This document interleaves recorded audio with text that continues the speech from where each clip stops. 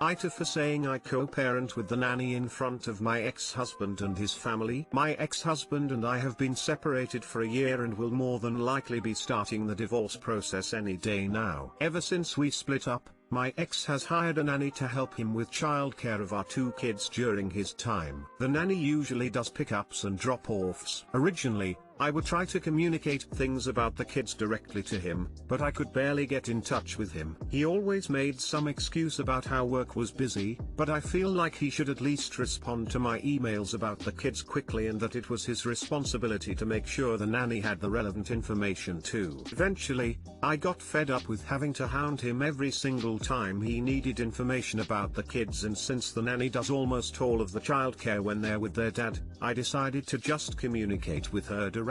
I do still update my ex too, but now I only send him one email and it's up to him to make the effort to read/respond to it. This has worked really well for the kids and they seem to be doing a lot better during their time with their dad now since the nanny makes the necessary adjustments for them. It was my ex Mill's birthday and she asked me to bring the kids because my ex wasn't sure if he would be able to go. I still have a good relationship with my ex-in-laws, and I didn't want my kids to miss out on time with their family, so I agreed. My ex ended up showing up towards the end of the day. I haven't had to see my ex face to face in a very long time and he has always known how to push my buttons. I was trying to be civil to him for the kids' sake, but he kept baiting me when no one else was in earshot. My Mill made a comment about how she was so proud of us for being able to co-parent so well after everything. My ex had whispered a sly comment to me not 2 minutes before my Mill made her comment, so I was already quietly fuming. So, I responded with yes, I really enjoy co-parenting with the nanny. She's fantastic. My ex and his family weren't amused,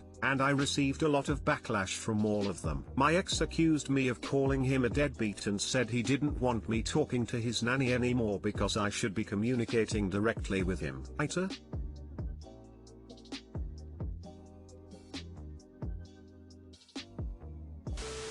NTA. Not a huge fan of dragging the drama out in front of the family, but this guy seems like a real piece of work. Definitely start pushing forward harder on that divorce. Oof, that one hit your target perfectly. NTA. You didn't call him an awful dad, you made a joke about how often you talk to the nanny. You also complimented him on finding a great nanny. My ex accused me of calling him a deadbeat and said he didn't want me talking to his nanny anymore because I should be communicating directly with him. NTA. Hold on to every single piece of communication you have with your ex and the nanny SND, bring it to court. If he can't handle taking care of his kids during his time, then what's the point of him reviving any time at all? If he can't handle taking care of his kids during his time, then what's the point of him reviving any time at all? The point is so he doesn't have to pay child support. I'm salty and jaded today, so I'm going to say that from this post the ex is an ass and doesn't care about the kids and just doesn't want to pay child support, and the only way to get out of that is to have them 50% of the time. Since he was quick to hire said nanny, my guess is he really doesn't want to parent, just get out of child support. But as I said, I'm salty and jaded today, so take my answer with a grain of salt. I'm sorry, but when he's not making an effort to communicate with you, to coordinate around the kids, and makes every excuse in the book to make himself unavailable, then you have every right to say what you said. He's offended because he didn't think you'd call him out in front of his family and probably painted a picture that he's doing a much better job than he is doing. NTA. She's NTA, but she just made her life a whole lot harder. I'm not sure I could have bit my tongue either, but being NTA isn't enough when kids are involved.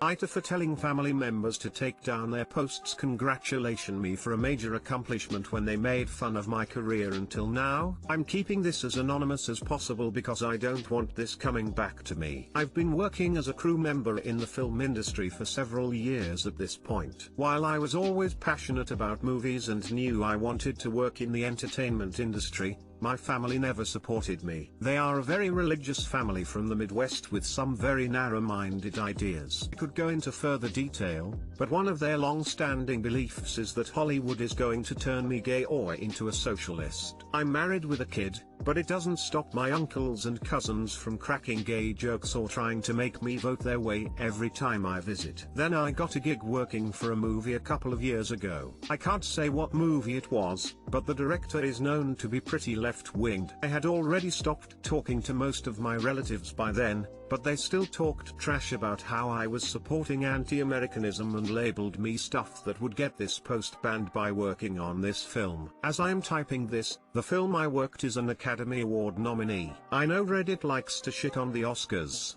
but for a guy like me, this is a huge deal and I couldn't be prouder to be a part of it. Apparently my family now thinks so too because their bookface feeds are all about praising me and the movie. Even all the members who bullied me, signed me up for certain political mailing lists, and never supported my career are chiming in. I don't want to go into further detail, but normally they would be singing another, radically different tune if you catch my drift. My wife is kind of pissed at me now because I took to Bookface and called everybody out. I made this post venting about all the ways they were assholes to me growing up and leading up to now and how they took every way possible to undermine my career.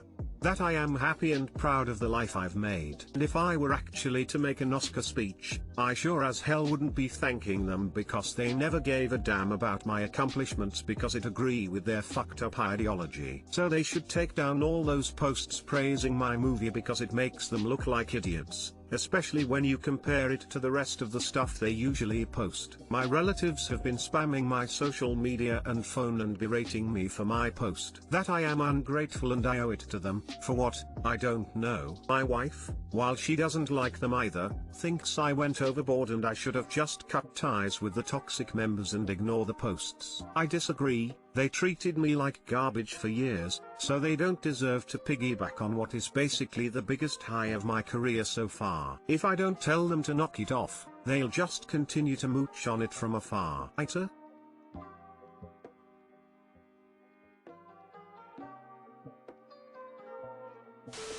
I understand, but your wife is right too. Cut ties. Just because they are family, doesn't mean you cannot cut them out. TA for this, and congrats on being part of something that inspires you, and many others as well. Lamau. NTA. Was it petty for you to respond to them like that? Sure, but they have their whole backsides hanging out now that you did that publicly. Recently my therapist explained this really clearly to me. You don't have to lie for people. If something is sensitive for them, they can choose not to bring up that topic and you can't make them engage with it. But if they do bring it up, they cannot reasonably expect you to lie to go along with their delusional narrative. You don't have to lie and pretend they have been supportive of you. Maybe the most mature thing would have been to ignore them or talk to them privately, but since neither of these things have been effective in getting them to be more respectful for you, this was the very reasonable option that you took. Ignore them, go North Carolina with them if you want. If my estranged family did that to me, I would be at least tempted to do the same. And honestly, if they kept harassing me, I would post their texts too. NTA. I understand when people say take the higher, more civil route, but sometimes you have to get down and dirty and call people out for their bullshit. You defended yourself and the life you built, the life they spent so long trying to tear down. Your wife is understandably upset, but you did it the nice way long enough. It was time to take a firmer stance. Amen to that, brother. NTA. It is hard to be in a creative field even with a supportive family, and you are allowed to let them know what you think about their fair weather fandom. But your wife is also right, you should just cut the negative away and not feed into it, that at least the artist in you deserves. I understand why Op made the post. He made his point and now it's time to listen to the wife and remove them not only from Facebook but from his life.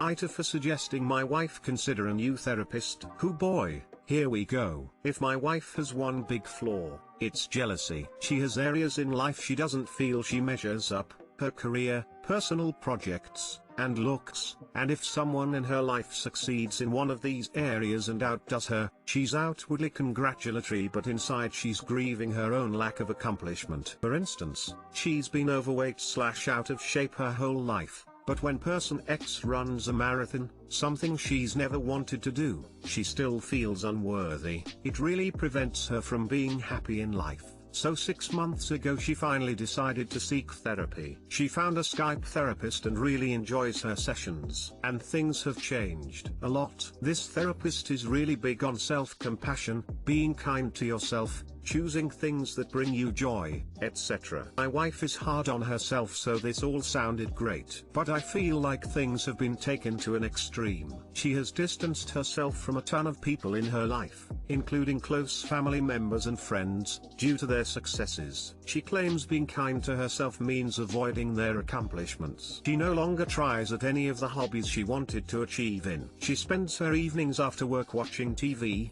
eating junk food, etc. She's choosing joy. But to me she doesn't seem all that happy. Just seems like she's trying to protect herself from the world, and her therapist is encouraging it. So when she told me she decided to stop writing, her biggest dream in life, because she'll never finish the novel, I suggested a new therapist. This ended in argument and she's not really speaking to me right now.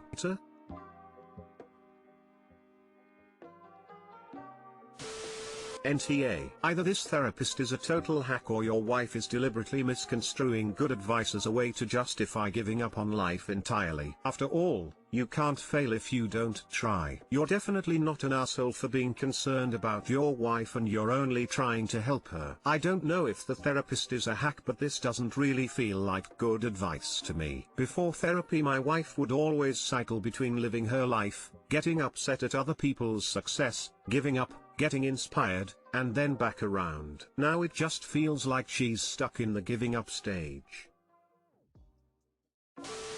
NTA. Unless your therapist is actively encouraging your wife to wallow, give up, and not even try, which I doubt, unless they are a hack, I think your wife is misconstruing their advice. Choosing joy means that you choose to be happy for people, and reflect on realistic expectations. For example, your wife has no desire to run a marathon. She is not working towards running a marathon. Why should she compare herself when someone else accomplishes these things? Answer: she shouldn't. Your wife has her own hobbies and interests, and it is irrational to compare herself to people that are pursuing things that are completely different to her. Comparison is the thief of joy, as they say. I think you might need to contact her therapist and inform them suggest a joint session to your wife, as you are worried about how she has reacted to this advice, as she may not be honest with them. The therapist's advice mentioned here and in comments sounds fairly benign, but when coupled with a depressed outlook, it can be seen as a green light to these behaviors. I have no contact info for the therapist, and my wife doesn't see the need for me to get involved. I don't want to go behind her back. From what you've said, nah, therapy takes a long time, and it isn't linear. 6 months into therapy, I was the worst I'd ever been, because I was confronting and properly processing some heavy stuff for the first time in my life. That processing was necessary for me to get to the much more stable place I now am. And I made mistakes and misapplied or failed to apply what my therapist had said. It's hard work, reprogramming yourself. When you poke at a scar, sometimes the scar starts to bleed. There's any number of analogies and metaphors I could make here, but that's how therapy often goes. 6 months is still very early days,